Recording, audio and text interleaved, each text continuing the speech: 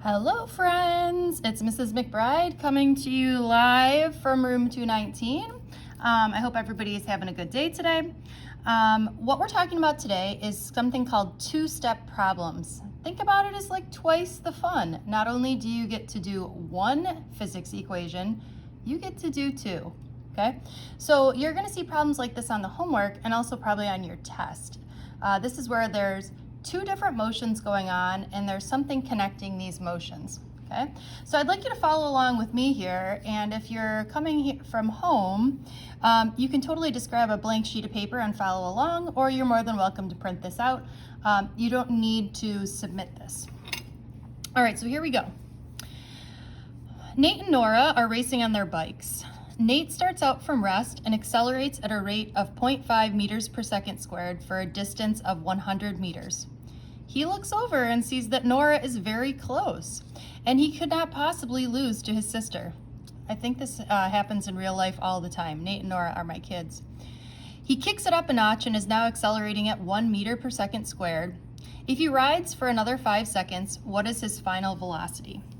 So I like to organize sort of like this, because we've really got two different things going on here. We've got sort of the starting motion when he's just, racing, and then we've got like kicks it up. It doesn't really matter what you call these. This is just my way of telling myself there's two different things going on, right? Okay, so we're gonna write down our givens. And in case you didn't notice, the givens are changing in each part, right? Because it tells me that his acceleration certainly changes. Okay, so when he starts, it says Nate starts out from rest, 0, and accelerates at a rate of 0.5 meters per second squared for a distance of 100 meters. Okay, he looks over and sees that Nora is very close and he cannot possibly lose to his sister. He kicks it up a notch and is now accelerating at 1 meter per second squared. If he rides for another 5 seconds, the question is, what is his velocity? All right, are you seeing what I'm seeing here? The problem is, over here, we only have 2 pieces of information and 1 question mark. And you know what else we don't have? We don't have the initial velocity. And if we think about our equations, we always have to have the initial velocity. So what do? Well, we really need the initial velocity, okay? How do we find the initial velocity here? That's what's nice about a two-step problem. I hope you're thinking this in your head, that the final velocity over here is really the same as the initial velocity over here, right? Because it's not like these are two different motions, right? All of a sudden he started, and after 100 meters, he's like, hey, I need to kick it up a notch. So this final velocity over here becomes this initial velocity. So my thought is, let's make this our question mark, and then once we have that, we'll bring this over here and solve for the final velocity. Hope you're with me. Okay, so on the start, we're gonna start on the start. Seems like a good spot. We're gonna find the equation without t. Okay, so the equation without t is my v squared equals v naught squared plus 2ax. Okay, v squared is what we're looking for. V naught squared is 0, so I'm just going to get rid of that. And I've got 2 times a times x. Okay. 2 times 0.5 times 100 is 100. Okay, so if v squared equals 100, you're all thinking the same thing I am, hopefully. If we take the square root of this, we should get 10. Okay, so Nate's velocity is 10. Now again, this isn't our final answer. This is not his final velocity. This is only his velocity after 100 meters. Okay, so we said we were going to bring this information over here and solve from here. Now on this side, so we're sort of done with this information. On this side, we're looking for the equation without x. So the equation without x is my first one here. So I get v equals v naught plus at. Okay, or again, v equals 10 plus 1 times 5. All right, this math is pretty tough here, but I think we all can say that the final velocity is 15. Okay, what I'd like you to do next is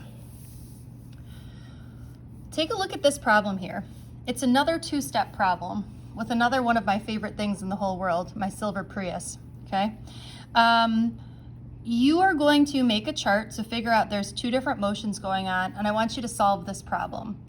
I'm going to solve this problem now all the way through. I want you to fast forward the video to where you need help, and if you don't need any help, then stop the video, fast forward to the end, and check your work, okay? Good luck. A Prius starts from rest and accelerates at a rate of 2 meters per second squared in a straight line until it reaches a speed, I put the squares in the wrong spot, I'll fix that on your paper, till it reaches a speed of 20 meters per second. The vehicle then slows at a constant rate of -1 meter per second squared until it stops. How much time elapses from start to stop? Okay, so hopefully you see that there's two different motions going on. I'm going to label these starting and stopping, okay? And again, I'm writing out my 5 givens.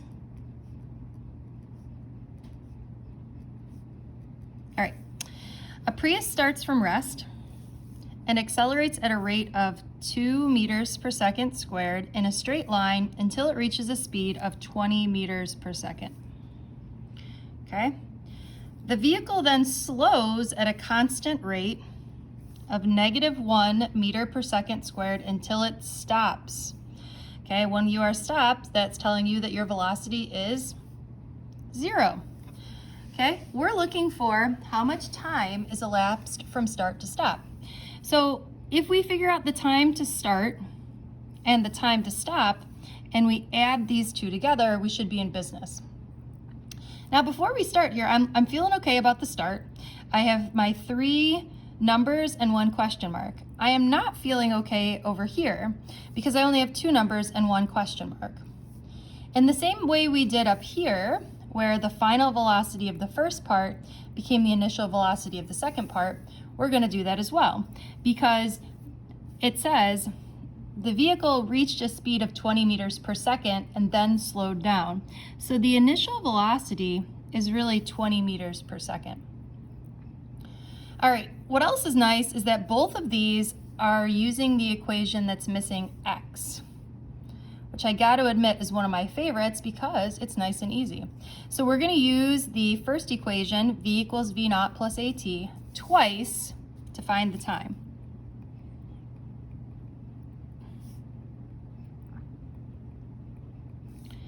All right, so in this case, 20 equals, the initial velocity was 0, a times t.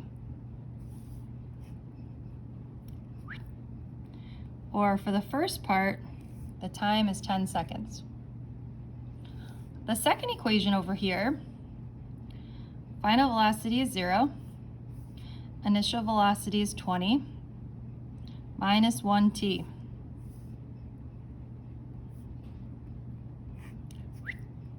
Or t is equal to 20 seconds. Okay, if I add these together, I should get that the time is 30 seconds. All right, thanks friends, bye.